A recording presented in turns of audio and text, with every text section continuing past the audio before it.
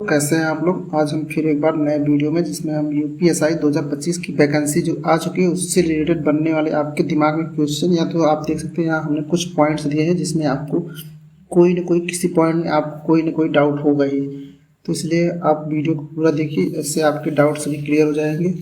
और अगर फिर भी कोई डाउट आपके बच जाते हैं तो आप फिर से हमें कमेंट कर सकते हैं, हम एक नए वीडियो में उसको लेके आएंगे और उसके बारे में डिस्कस करेंगे। तो वीडियो को स्टार्ट करने से पहले आप हमारे चैनल को सब्सक्राइब कर दीजिए और वीडियो को लाइक कर दीजिए और अपने दोस्तों के साथ शेयर कीजिए जो यूपीएसआई फॉर्म भरने वाले हैं, क्योंकि कहीं ऐसा ना हो फॉर्म भरने के बाद लास्ट से स्टेज डीवी में आपको किसी डॉक्यूमेंट की वजह से आपको बाहर किया जाए या कुछ और कमियां निकाली जाती। इससे पहले आप पूरी तरह से फॉर्म के बारे में जान लें, इसलिए आपको वीडियो देखना बहुत ज़रूरी है। तो वीडियो में आगे बढ़ने से पहले हम छोटा सा एक यूपीएसआई 2025 का ब्रीफ जानकारी ले लेते हैं, जिसमें देखेंगे आप इस बार की 2025 का नोटिफिकेशन जो आया है 12 अगस्त को शाम को आया था। उसके बाद इसमें देखेंगे टोटल सीट 4543 सीट आई है इस बार। उसके बाद इसको 4 कैटेगरी में आया है, जिसमें से सबसे ज़्यादा सिविल पुलिस मतलब एसआई का आया है। उसके बाद इसमें आप देखेंगे कि इसकी लास्ट डेट जो कि 11 सितंबर 2025 को है। उसके बाद इसका 12 सितंबर को इसका फीस पेमेंट का लास्ट डेट है। तो अभी तक यही यूपीपीआरबी की तरफ से यही डेट है। आगे डेट बढ़ भी सकती है, नहीं भी बढ़ सकती है, इसलिए फॉर्म आप पहले से भर दीजिएगा। पर फॉर्म भरने से पहले आपको ये सब पॉइंट जानना जरूरी है। तो चलिए वीडियो को आगे बढ़ते हैं। तो वीडियो में हम आगे बढ़ते हैं, जिसमें हमारा पहला क्वेश्चन है एलिजिबिलिटी और एज लिमिट। तो एलिजिबिलिटी क्या है? एलिजिबिलिटी आपको जैसे पता ही होगा, इसमें BA, BSc, BTech and other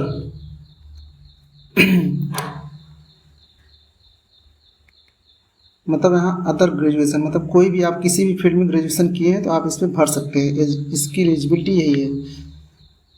और आप बात करें एज लिमिट की, तो एज लिमिट आपको पता होना चाहिए कि यूपीएसआई की वैकेंसी में एज लिमिट होता है 21 से 28 वर्ष, जिसमें आप देखेंगे इस बार स्पेशल छूट मतलब कोरोना की वजह से जो यूपी पुलिस में मिला है, तो इसकी वजह से यहाँ पे भी इसको 3 साल एक्सटेंड कर दिया गया है, मतलब 3 साल के लिए। तो यहाँ अब बन जाती है एज, यहाँ हमारी हो जाएगी 21 से लेके 28 में 3 जोड़ दिए 21 साल। मतलब आपको 21 मिनिमम यहाँ 21 और मैक्सिमम 21 साल एज होनी चाहिए। यदि ये कैटेगरी वाइज नहीं है, सिर्फ जनरल के लिए है। अब यहाँ कैटेगरी वाइज देखेंगे आप तो यहाँ ओबीसी, एससी, एसटी ये सब के लिए यहाँ प्लस 5 साल एक्स्ट्रा मतलब कैटेगरी वाइज छूट मिलता है। तो इसके हिसाब से देखेंगे तो यहाँ हमारी एज पहुँच जाती है 21 मिनिमम हो गया यहाँ, प्लस 5 इसमें और जोड़ दीजिए, इसमें आप 36 साल। तो यहाँ देखेंगे मिनिमम मैक्सिमम, तो यहाँ आपको 21 से 36 वर्ष एज देखने को मिलेगा। अब यहाँ हम डेट की बात करें तो यहाँ डेट देख सकते हैं, यहाँ मतलब मिनिमम 21 साल कब होंगे आप, तो 21 साल की यहाँ डेट मेंशन कर दिया गया 02/07/1994। मतलब आपकी मिनिमम एज मतलब मिनिमम इसके बाद ही आपका मतलब यदि आपका यहाँ 01/07/1994 का डेट ऑफ बर्थ है तो आप एलिजिबल नहीं है। यहाँ यही कहना चाहते हैं, मतलब इसका ध्यान दीजिए ये वाला पॉइंट, मतलब 02/07/1994 मतलब इसके बाद इसके बाद से कब तक। यहाँ जनरल में आप हैं तो जनरल की कैटेगरी के लिए आपको 01/07/2004 मतलब इसके पहले ही, मतलब इन दोनों के बीच में। तो जनरल के लिए यहाँ हम बात करेंगे 02/07 से लेकर 1994 मैक्सिमम एज 01/07/2004। ये हमारा जनरल कैटेगरी के लिए हो गया। अब हम बात करें अदर कैटेगरी जैसे ओबीसी, एससी, एसटी। यहाँ की छूट की बात करें तो यहाँ छूट 5 साल मिलती है, जिससे आपकी एज यहाँ पर ये वाला एज जो और कम हो जाएगा 02/07/1989 मतलब जनरल के लिए 1994 से 2004 तक है। उसके बाद ओबीसी, एससी, एसटी के लिए 1989 से 2004 तक, तो इसके बीच में एज होना चाहिए। अदर तो सबसे पहले हम बता दें आपको एग्ज़ाम पैटर्न 2021 में जो था ऑनलाइन था। ऑनलाइन होने के बावजूद भी इसमें इतनी ज़्यादा धांधली हुई, कट ऑफ इसका बहुत ज़्यादा गया, इसलिए बहुत ज़्यादा ही परेशानी हुई, कोर्ट केस हुआ, सब कुछ हुआ। उसके बाद वैकेंसी में बहुत डिले होने के बाद ये वैकेंसी क्लियर हुई थी। तो इसलिए इस बार का पैटर्न 2025 में इस बार पैटर्न ऑफलाइन होगा, जो कि ऑफिशियल नोटिफिकेशन में लिखा हुआ है। तो इस बार OMR बेस्ड होगा, ये नोटिफिकेशन पहले से आ गया है। अब यहाँ हम सिलेबस की बात करें तो सिलेबस यहाँ हम देख सकते हैं सिलेबस 2025 का सिलेबस में जो 2021 के सिलेबस से कुछ ज़्यादा चेंजेस नहीं है, सब कुछ वही है। बस इसमें आपको नया देखने को मिलेगा BNS भारतीय न्याय संहिता, जो कि भारतीय दंड संहिता, जो कि पुराना अंग्रेजों के ज़माने से चला आ रहा था, उसको हटा के BNS डाल दिया गया है। तो यहाँ हम BNS के बारे में पढ़ेंगे, जो कि मूल विधि के पार्ट हुआ है। तो यहाँ ध्यान देंगे मूल विधि का। उसके बाद सिलेबस में आपको जैसे सब कुछ रहता है वही सब है। तो जैसे और डिटेल में सिलेबस की बात करें तो इसमें आप देख सकते हैं यहाँ सामान्य हिंदी दिया हुआ है। सामान्य हिंदी देख लीजिए 40 नंबर, 40 क्वेश्चन आएंगे 100 नंबर के। तो यहाँ 40 क्वेश्चन 100 नंबर के, मतलब एक क्वेश्चन 2.5 नंबर का, जो कि पिछली बार भी यही था। तो यहाँ 40 क्वेश्चन 100 नंबर के।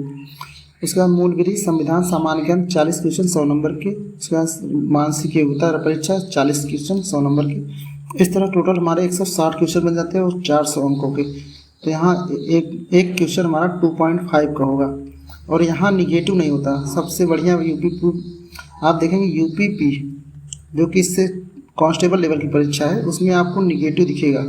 पे आप SI लेवल का बनेंगे, पर यहाँ कोई निगेटिव मार्किंग जैसा कोई सिस्टम नहीं है। तो यहाँ पे आप देख सकते हैं आपको यहाँ एक प्लस पॉइंट मिलता है, जिससे काफ़ी लोगों को फ़ायदा भी होता है।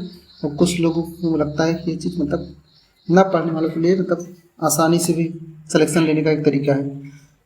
तो हमारा ये हो गया। अब सामान्य हिंदी में हम बात करें, सामान्य हिंदी में आप देख सकते हैं हिंदी व्याकरण, वर्णमाला, तत्सम, तद्भव, पर्यायवाची, अनेकार्थी, समानार्थी, अशुद्ध, शुद्ध, वचन, सर्वनाम, अव्यय, प्रत्यय, समास, चिन्ह विराम, लोकोक्तय, रस, छंद, अलंकार, अपठित बोध, प्रसिद्ध कवि, लेखक, मतलब इसमें कोई चेंजेस नहीं है। तो इसमें नो चेंजेस हम डाल देते हैं। अब हम बात करेंगे मूल विधि।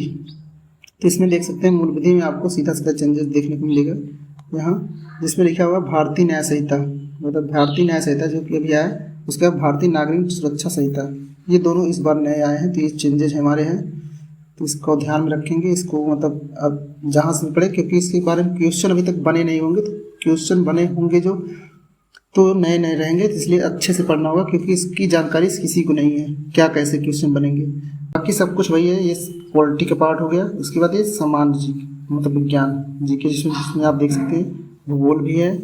इसके बाद भारत के पड़ोसी देश यहाँ देख सकते हैं, कंप्यूटर कौशल भी है, सोशल मीडिया कम्युनिकेशन, ये सब, जो कि इतिहास भी है यहाँ। तो ये सब पूरा हमारा सेकंड पार्ट हो गया, जिसमें आप बात करते हैं मैथ की। तो यहाँ मैथ में देखेंगे सब कुछ मतलब उतने चैप्टर नहीं है जितने CGL में होते हैं।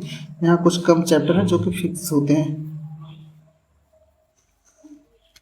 तो यहाँ जैसे नंबर सिस्टम हो गया, simplification, decimal, percentage, profit and loss, ये सब कुछ आप पढ़े होंगे या अगर तैयारी करते होंगे। पुलिस में भी आप फॉर्म भरे होंगे, इसी वजह से नहीं हुआ। तो इस बार आप SI में सिलेक्शन लेके दिखाइए, क्योंकि यहाँ भी वही सब सिलेबस है, बस थोड़ा सा आपको और मेहनत करना पड़ेगा, वैकेंसी कम है क्योंकि। उसके बाद रीजनिंग की बात करें, रीजनिंग में भी सब कुछ वही सिलेबस है जो कि पिछला वो UPSI था। उसके बाद पुलिस में भी सब कुछ यही थे, तो इसलिए रीजनिंग की भी टेंशन ना लीजिए, वो भी पढ़िए। तो और अब हमारा नेक्स्ट क्वेश्चन है शारीरिक मानक और टेस्ट विवरण।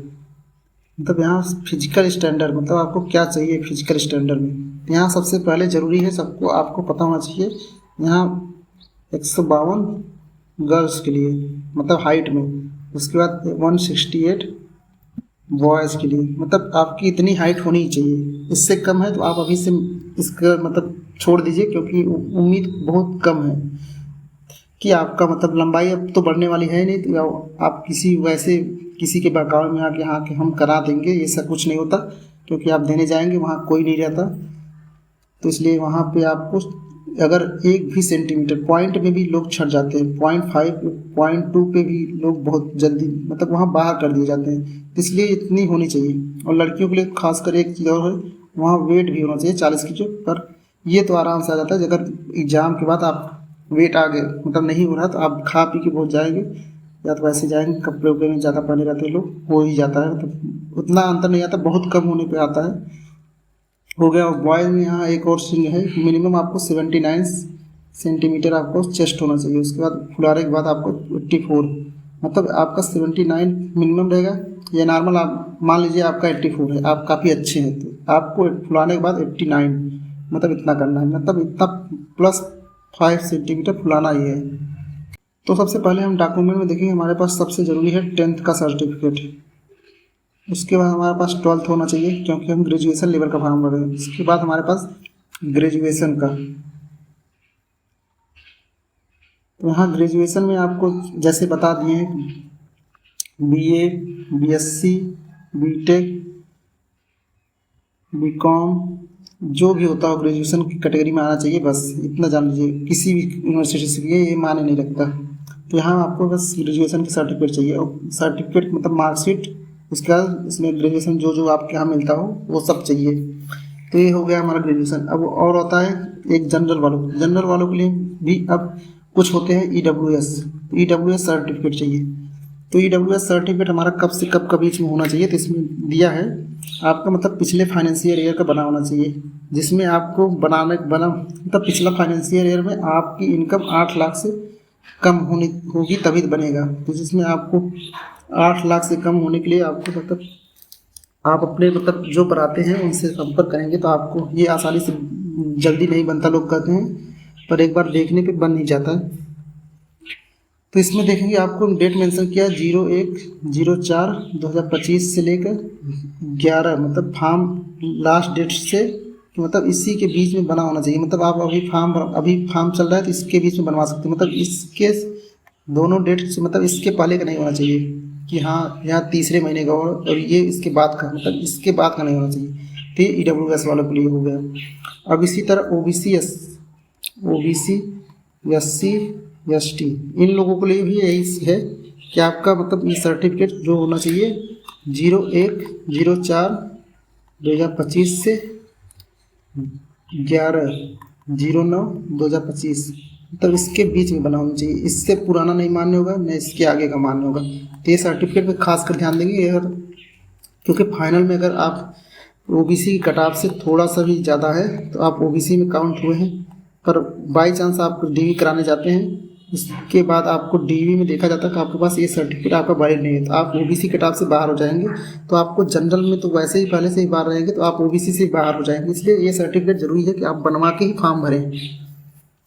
उसके बाद हमारे पास और कौन से डॉक्यूमेंट लगते हैं, हाँ इसमें एक डॉक्यूमेंट बनवाने के लिए और एक ज़रूरी है, जिसमें आपको देखेंगे जैसे ये सब सर्टिफिकेट जो बनाते हैं तो उसमें एक इस बार मेंशन भी है किसके द्वारा मतलब अप्रूव होने चाहिए। जैसे देखेंगे इसमें नाम दिया होगा है जिला अधिकारी, अतिरिक्त जिला अधिकारी, सिटी मजिस्ट्रेट, उप जिला मजिस्ट्रेट, तहसीलदार, जिला समाज कल्याण अधिकारी, मतलब इनके अलावा अगर किसी और से बनवा रहे हैं तो आपको मतलब वैलिड नहीं माना जाएगा। मतलब इसलिए इसी किसी अधिकारी के मुहर होने चाहिए या साइन होनी चाहिए।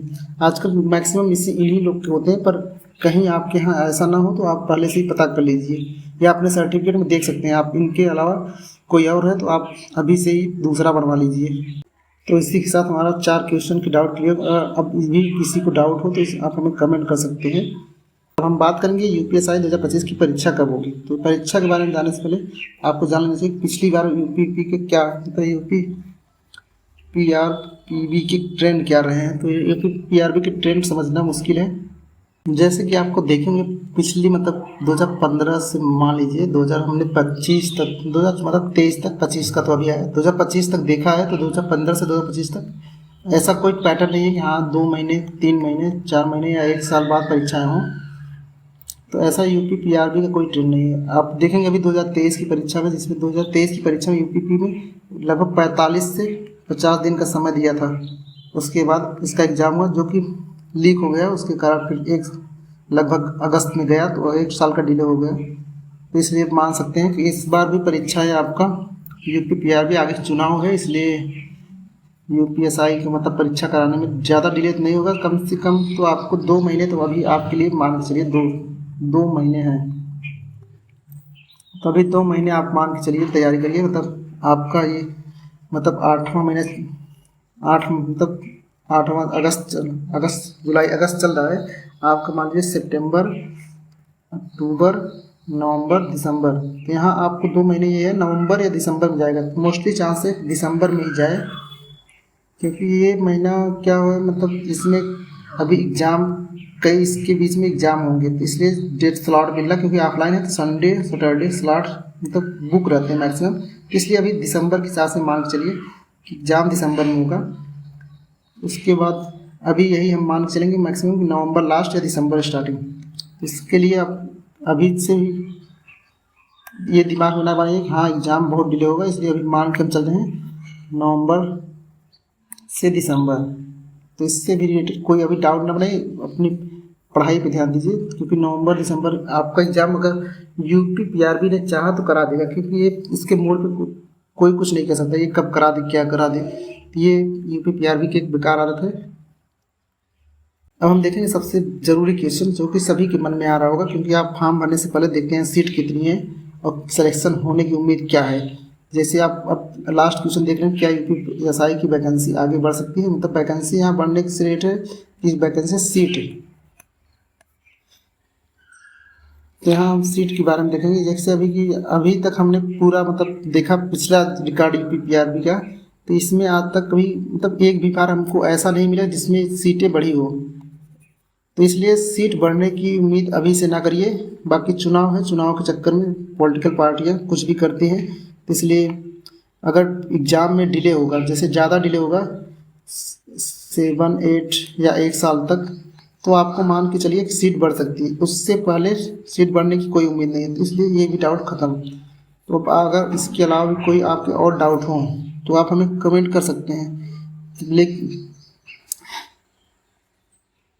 और अगर यूपीएसआई 2025 से रिलेटेड कोई भी और मतलब कुछ भी डाउट हो आप हमें कमेंट करिए। अगर आपको ये वीडियो कुछ काम का लगा तो हम वीडियो को लाइक कर दीजिए, और अगर वीडियो पसंद आया तो वीडियो को अपने दोस्तों के साथ शेयर कीजिए और हमारे चैनल को सब्सक्राइब कर दीजिए। मिलते हैं किसी नेक्स्ट वीडियो में, तब तक के लिए जय हिंद जय भारत, थैंक यू।